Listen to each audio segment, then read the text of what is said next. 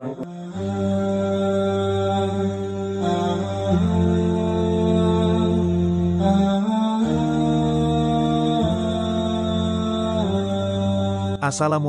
warahmatullahi wabarakatuh. Sahabat Jejak Sang Datu. Pada episode kali ini kami tim Jejak Sang Datu melakukan penelusuran guna menelusuri sejarah berdasarkan temuan di lapangan. Apakah sejarah Islamisasi di Tanah Banjar sudah benar? Saat ini Desa Pelajau terkenal dengan masjid tuanya yang disebut Masjid Keramat Pelajau. Di satu sisi berdasarkan cerita lokal, baik dalam bentuk lisan maupun buku sejarah lokal, disebutkan bahwa Masjid Pelajau yang berada di tepi Sungai Palayarum ini didirikan sekitar abad ke-14 oleh para pedagang yang juga sebagai pendakwah agama Islam. Pada sisi lain, secara yuridis formal Islam baru masuk ke wilayah Kalimantan Selatan itu pada tahun 1600-an, abad ke-17, yang ditandai dengan berdirinya Kerajaan Banjar dengan Sultan Suryansyah sebagai raja pertamanya. Masjid Keramat Pelajau, berada di daerah Pelajau adalah salah satu desa di Kecamatan Pandawan, Hulu Sungai Tengah, Kalimantan Selatan, Indonesia. Bagaimana peran Pelajau pada masa lalu? Apakah kaitannya dengan keberadaan Masjid Keramat Pelajau, Sumur Candi, Sumur Pemandian Raja, Sumur Keramat dan Kendi Keramat? Bahkan ada juga tongkat mimbar terbuat dari emas dan siapakah datu pembawa Islam ke bumi Kalimantan pada masa itu? Berikut penelusuran kami.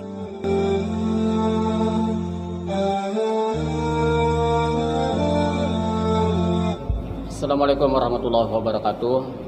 Nama ulun Mahrani, penjaga Masjid Keramat Desa Pelajau. Setelah ulun akan menyampaikan dan memberikan paparan tentang sejarah Masjid Keramat Desa Pelajau. Yang pertama yang ingin ulun sampaikan ini, seperti yang dilihat ini adalah tiang awal. Kalau di sini itu dinamakan tiang guru. Nah, tiang guru, non katanya tiang ini dibawa dari Demak. Nah, Demak. Kemudian tiang ini adalah tiang awal untuk membangun masjid. Ini bentuk masjid awal sebelum direhab. Ini ada sumur. Ini tongkat tiang guru awal seperti yang dilihat di atas. Ini lubang-lubang yang 7 ini nih. Yang terlihat ada lubang 7 ini bekas kertas nama-nama yang membangun masjid. Nah, ini ada 7 lubangnya, itu dimasukkan yang membangun masjid. Jadi tahu nama-nama yang membangun masjid.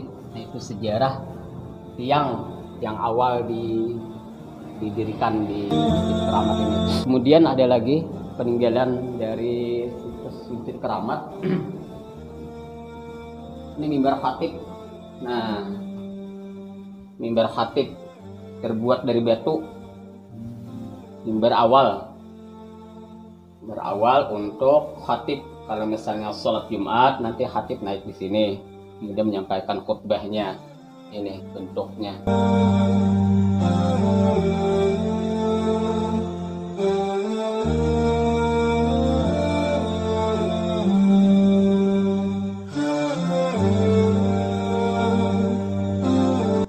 Tiang 4 ini yang penyangga.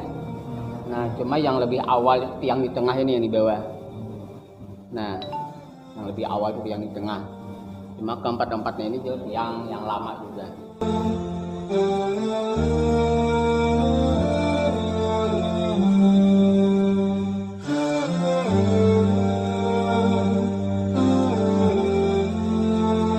Salah satu peninggalan dari yang membangun masjid adalah sumur. Ini sumurnya. Digunakan untuk wudu, mencuci dan sebagainya.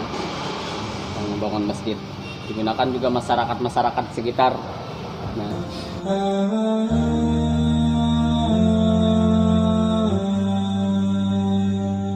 tajau. Nah, tajau terbuat dari tanah yang digunakan yang membangun masjid dulu.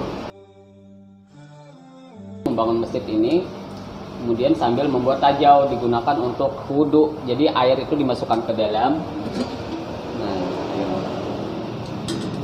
Nah, untuk wudhu. Tapi kalau masyarakat sekarang itu macam-macam kegunaannya. Kalau misalnya keyakinan masyarakat ini, misalnya kalau lagi sakit minum air, insya Allah sembuh kan. Kadang-kadang seperti itu. Keyakinan masyarakat. Tongkat khatib, salah satu peninggalan dari pembangunan masjid itu tongkat khatib, besi. Nah,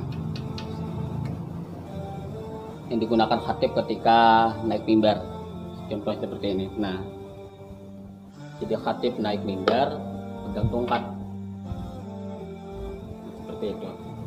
Nah, salah satu peninggalan dari yang bangun Masjid Keramat.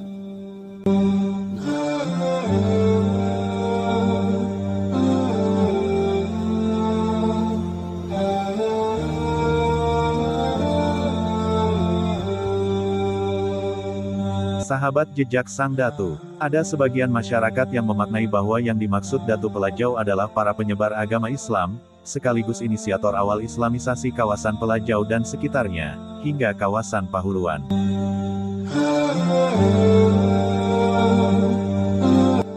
Dan Islamisasi ini berpusat di Masjid Keramat Pelajau. Para datu tersebut diduga berasal dari Kesultanan Demak, namun diantaranya ada juga tokoh dari keluarga bekas Kerajaan Daha, yang memang asli penduduk Pelajau. Di samping itu diduga bahwa para datu tersebut adalah tokoh keturunan Arab yang memiliki hubungan dengan Wali Songo. Berikut ini kami sampaikan sebagian dari pemaparan atas artikel Bapak Andin Alfianor Ansarullah Naim, tentang siapa Datu Pelajau yang diduga kuat adalah sosok pemilik makam misterius di dekat Masjid Keramat Pelajau. Makam tersebut diperkirakan telah berusia lebih kurang 500 tahun.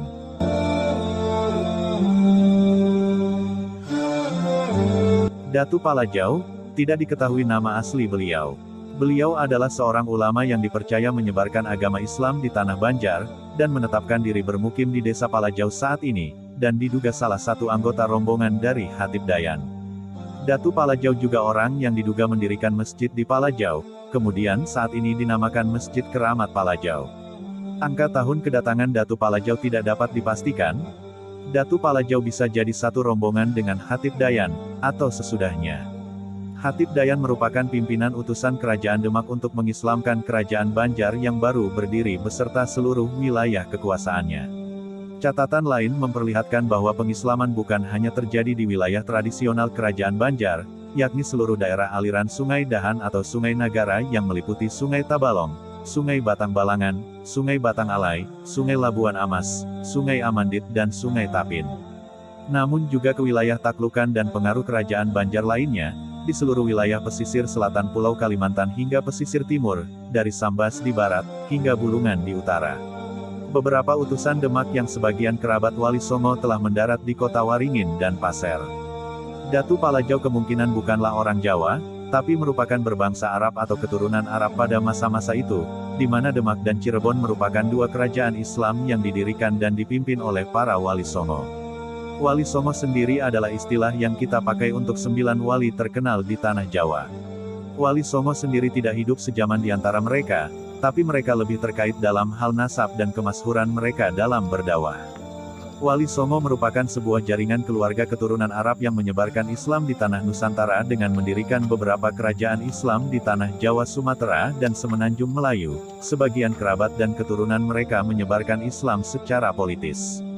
Datu Pelajau disinyalir juga merupakan kerabat Wali Songo tersebut, atau bisa jadi seorang ulama yang diundang oleh para Wali Songo untuk menyebarkan Islam di Nusantara.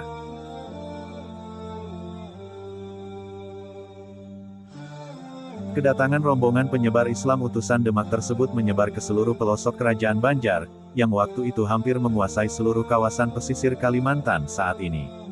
Satu rombongan atau lebih, ditugaskan di daerah hulu sungai ini, daerah tradisional tempat asal muasal Kerajaan Banjar, dengan penduduk yang banyak di daerah-daerah muara sungai, seperti Tanjung, Kalua, Amuntai, Alabio, Negara, dan Margasari. Untuk lebih ke dalam aliran sungai Labuan Amas maka kemungkinan Palajau lah yang dipilih untuk berdakwah, dan untuk aliran sungai Batang Alai, maka Desa Jatuh lah yang kemungkinan dipilih. Palajau merupakan daerah pertemuan dua buah anak sungai yang membelah dua, satu ke Batang Alai, satu sungai lainnya ke Labuan Amas. Hanya saja di Palajau satu-satunya lokasi pertemuan dua anak sungai antara sungai Batang Alai dan sungai Labuan Amas. Kita belum bisa memastikan apakah ada hubungan nasab antara Desa Palajau dan Desa Jatuh, tapi hubungan perkawinan dipastikan ada. Selain itu, keturunan Palajau juga mengadakan ikatan perkawinan dengan keturunan keluarga ulama lain, seperti keturunan keluarga Syekh Arsyad Al-Banjari dan keturunan keluarga Pamangkih serta keluarga Mandingin, dan keluarga Alawiyin Barabai. Keluarga Syekh Arsyad Al-Banjari, yang keberadaannya 300 tahun setelah kedatangan Datu Palajau, merupakan keluarga terkemuka dalam pendidikan Islam di Tanah Banjar dan Nusantara, yang keturunannya banyak menjadi ulama, termasuk juga di Barabai.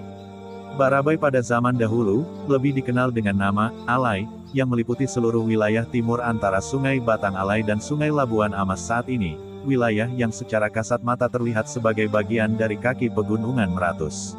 Setelah Perang Banjar dan hulu sungai dikuasai Belanda, maka kota Barabai dibangun oleh Belanda, desa-desa baru bermunculan. Belanda memerintahkan bahwa rumah-rumah penduduk harus dibangun di pinggir jalan raya agar mudah dikontrol. Hal ini lambat laun, 100 tahun kemudian, menghilangkan kebiasaan membuat rumah di pinggir sungai dalam adat orang hulu sungai. Selain itu perkebunan Belanda juga mulai merambah daerah daratan kering dan pegunungan Meratus dekat Barabai. Akhir abad ke-19, telah dibuka pemukiman baru yang jauh dari sungai, sehingga perpindahan dan pertambahan penduduk di Barabai sangat pesat, dan menjadikan percampuran keluarga semakin banyak. Assalamualaikum warahmatullahi wabarakatuh. Perkenalkan, nama ulun Andin Alfia Nur Ansarullah Naim. Kebetulan ulun ini seorang pencinta sejarah lah. Jadi mengenai Masjid Keramat Palajau, memang masjid ini sudah menjadi pengetahuan umum kita di Kalimantan Selatan bahwa Masjid Keramat Palajau ini merupakan salah satu masjid tertua yang diketahui di Kalimantan Selatan. Mungkin lebih tepatnya mungkin salah satu masjid tertua ya, karena banyak masjid-masjid lain yang mungkin juga sudah tua, mungkin juga sejaman, cuman secara kebetulan saja sampai hari ini hanya ada beberapa masjid yang mungkin masih bertahan di tempatnya semula, termasuk mungkin Masjid Keramat Palajau, Masjid di Queen di Banjarmasin, mungkin Masjid Jatuh di Kecamatan Pandawan dekat Palajau, Masjid Karamat Banua Lawas, juga ada Masjid Punain di Tabalong, ada Masjid Sungai Banar di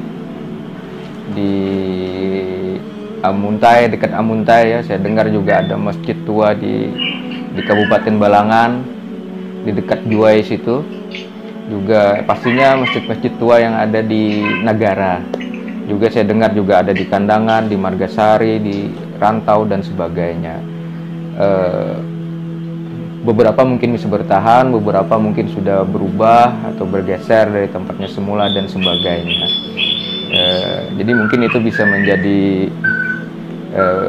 menjadi pembuka kita bahwa Masjid Keramat Palajau ini salah satu masjid tertua yang diketahui, dan itu juga bersesuaian dengan penelitian Balai Arkeologi Banjarmasin beberapa tahun yang lalu, kurang lebih tahun 2015 begitu ya.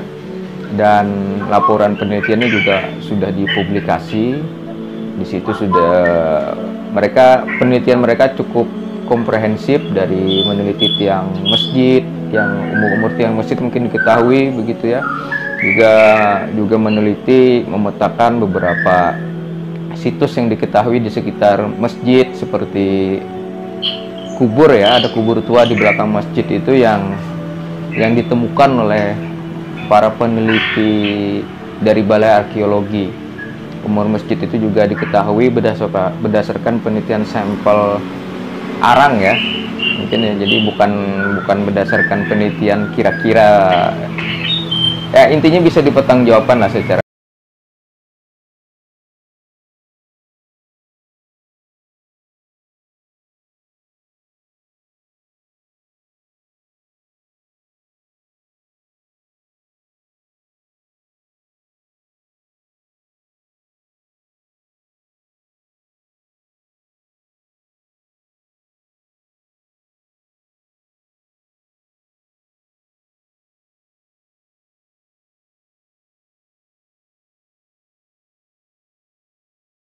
Raja masa Maharaja Sekar Songsang itu kan beliau ini kan santri daripada Padepokan Giri Kedaton. Beliau inilah yang mendirikan Kerajaan Daha. Di zaman beliau itu atau di zaman setelah beliau itu ada beberapa gelombang yang datang dalam misi pengislaman dari para pendakwah dari Giri, dari Demak lah, dari nah salah satunya itu pada periode 1520 itu, sebelumnya itu mungkin pada zaman Maharaja Soekarama itu datang rombongan dari sana, kerabat Perwali itu datang untuk menyebarkan Islam ke pedalaman Daha, yang kemudian akhirnya mendirikan Masjid Keramat Pelajar, didampingi dengan pangeran dari Daha, yang menurut analisa kami zaman itu beliau sebelum jadi raja itu Pangeran Temenggung mendirikan masjid itu. Berarti sudah jadi raja kan? Beliau tadi sudah jadi raja? Belum. Belum. Makanya kalimatnya pangeran dari Daha. Kan di zaman Maharaja Soekarama. Itu. Masjid itu 1520 itu. 1520. Masjid itu diperkirakan dibangun berdasarkan penelitian arkeologi itu 1500 atau 1520, artinya di zaman Maharaja Soekarama. Nah, kalimatnya itu kan didirikan atau dibangun oleh para pengislam didampingi pangeran dari Daha. Nah, gitu. Pangeran dari Daha ini siapa? Analisa kami kan di zaman Maharaja Soekarama itu putra mahkota Mangkubuminya Pangeran Mangkubumi. Panglima perangnya Temenggongnya Pangeran Temenggung. Kemungkinan besar itu Pangeran Temenggung yang mendampingi itu. Karena mungkin rajanya jab-jab. Secara logika. Mungkin perwakilan anak Hidenga itu. Terus setelah itu yang tadi itu didirikan. Yang mendirikan itu siapa tadi? Masjid Keramat Pelajar tadi? Saya ingat dulu salah satu nama dari para pendiri Masjid Pelajar itu namanya adalah Ibrahim atau Makdum Ibrahim. Kalau menurut catatan di negara, Makdum Ibrahim ini bin Salak Sunan Giri atau bin Maulana Isa, bukan Malik Ibrahim bin Sunan Ampel, Sunan Bonang lain. Kan nama Ibrahim ini banyak. Makanya artinya riwayat Giri ini artinya familiar benar artinya di benua kita ini. Jadi beliau itu katanya yang membangun. Jadi makam yang di belakang itu siapa? Itu menurut asumsi analisa kita, hipotesa kita itu ya makam para pendiri masjid itu, si Ibrahim. Nah, berhubungan dengan setelah terjadinya peperangan atau kudeta itu, kan Pangeran Temenggung kan eksodus ke Alai. Maksud ke Alai itu, analisa kami itu kan artinya ya kepala Jawa itu sebagai komunitas yang didatangi. Makanya di mana kubur Sunan Sarabut? Ya di sana, karena kan tonggak daripada kubur itu kan itu kemungkinan besar itu bukan hanya satu kubur, itu 3 sampai 4 kubur itu. Menghadang. Orang yang ditokohkan. Di sana itu di mana namanya? Maksud yang di sana itu maksudnya di sana itu kayak di mana? Makam beliau tadi. Di makam Jawa. Makam yang Sunan Serabut tadi. Iya di Pelajau itu. Pelajau yang tadi. Di Samping belakang masjid. Iya.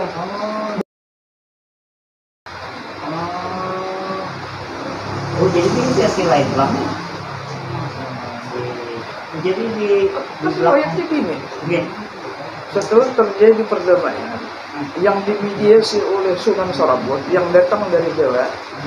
Sunan Serabut ini kan paman dari Pangeran Temanggung. Iya. Maka artinya eksoduslah Pangeran Temanggung beserta keluarga dan pasukannya didampingi oleh Sunan Serabut. Maka itu ceritanya.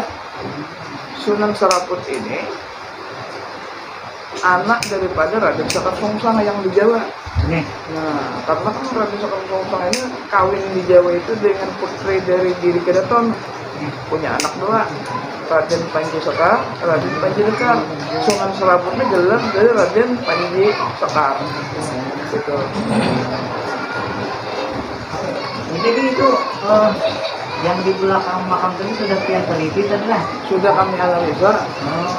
Nantinya analisa kita diasumsi bahwa ini tidak mungkin satu kubur, ini kuburnya di 3 sampai 4. Dan menurut Balai Arkeologi yang berkumpul di sana adalah orang yang paling ditokohkan. Siapa yang paling ditokohkan selain daripada pendiri masjid, pendakwah? Ya, siapa yang paling ditokohkan di zaman Pangeran Temanggung, artinya hijrah ke Allah, mesti Sunan Serabut. Siapa yang paling ditokohkan? Pangeran Temanggung waktu itu. Artinya makam itu ini zaman pendirian daerah. Oh, ini zaman setelah Pangeran Temanggung. Ini zaman setelahnya, kan gitu. Artinya ada satu periode yang sama. Cuman satu apa namanya, satu jirat. Ada periode yang sama, ada tuh kalau. Terus Karena berbagai perse itu kita dinamis dulu katanya, bersabar. Jadi mau menariknya kayaknya, mau menarik dengan apa orang menelusuri kisah yang di Pelajau juga. Jadi itu sudah dapat nama beliau lah, nama yang di makam tadi. Sudah. Tidak ada berdasarkan manuskrip yang di lubang itu kan ada nama-namanya. Oh, ada namanya. Ada nama-namanya. Oh, Sudah. Jadi bukan mudik kita ngarut enggak. Nih, Ada namanya Makdum Ibrahim, nih, Umar, nih. Syekh Umar, Syekh Mujahid, siapa-siapa itu.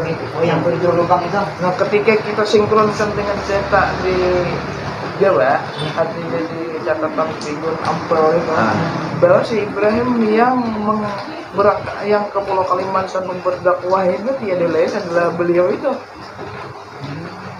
Gitu. Cuman sampai sekarang anak cucunya kan nggak ada tahu lagi, tidak terdata gitu. Oh, berarti kan bagian sudah di kan ada penjual ulinnya tadi. Itu sudah diuji karbon. Sudah diuji karbon. Emang cocok lah ini tuh lah.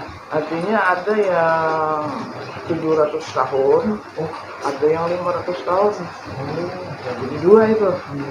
Jadi tombol itu tidak sama umurnya. Yang 700 tahun itu mungkin reuset ya di istilah buat balai itu, artinya dari bangunan lama yang didaur ulang. Nah, gitu. Kalau 500 sekian tahun itu artinya mulai baru. Maksudnya itu di zaman berdirinya dikurangi dari angka umur pohon. Kalau angka pohon dibuat juga artinya berarti pohon umur 1000 tahun, berarti 1500 tahun yang lalu pada mungkin. Kan pohon ini ada yang 500 tahun umurnya, kemudian ada yang 700 tahun, ada arkeologi itu. Jadi itulah nama beliau yang di makam tadi. Iya, itu analisa kita. Analisa kita ada 3 lah yang di makam tadi. di makam Yang itu. ketahuan. Yang ketahuan. Yang kita tahu Iya, yang ini diketahui. Oh, ini.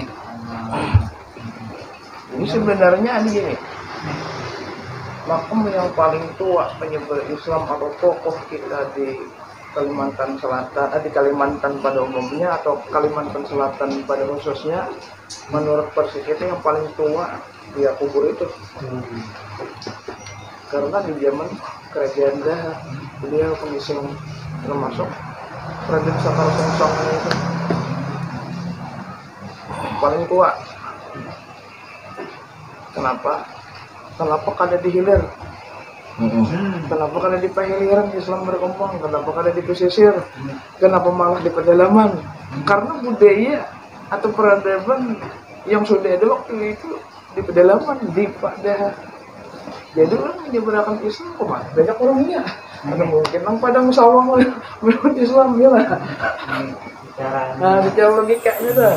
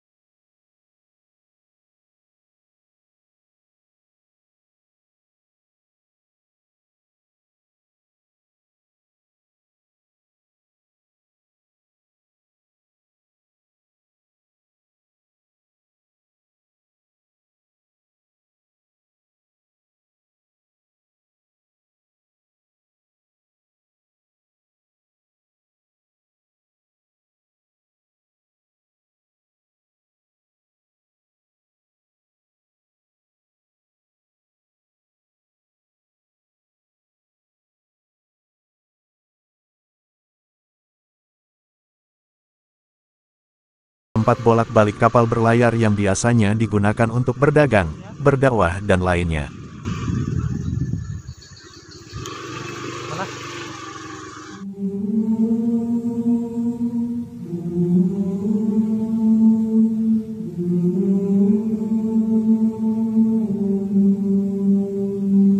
Kita telah mendengar langsung keterangan dari narasumber.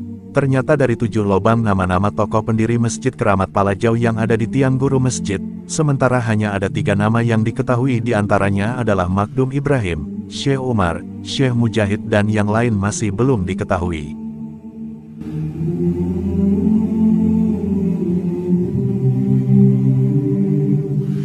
Dari beberapa narasumber yang kami temui, dahulu tempat ini adalah tempat komplek pemakaman. Artinya dahulu banyak sekali makam-makam tua yang ada di sini. Kebanyakan para tokoh-tokoh, baik di zaman di masa kerajaan Daha dan masa setelahnya. Kami juga mendengar bahwa makam Kiai Mertapati juga ada di sekitar sini. Wallahu a'lam. Karena sudah sangat lama sekali, nisan-nisan pun sudah banyak yang hilang dan sekitar makam ini sudah menjadi hutan belantara.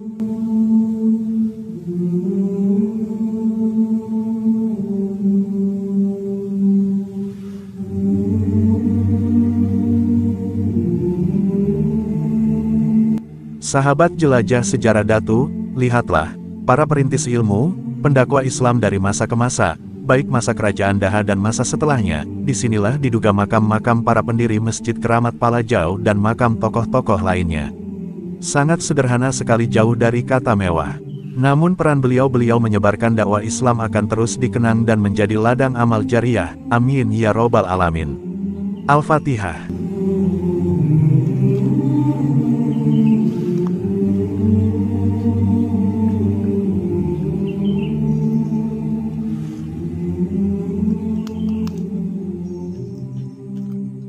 Sahabat jelajah sejarah Datu, nantikan episode berikutnya, tentunya akan semakin menarik saja. Salah hilaf mohon maaf. Jelajah sejarah Datu, 1001 kisah Datu-Datu, habaib, ulama di Kalimantan. Mengambil berkah dari cerita yang ada, mengupas dari sisi yang berbeda. Wassalamualaikum warahmatullahi wabarakatuh.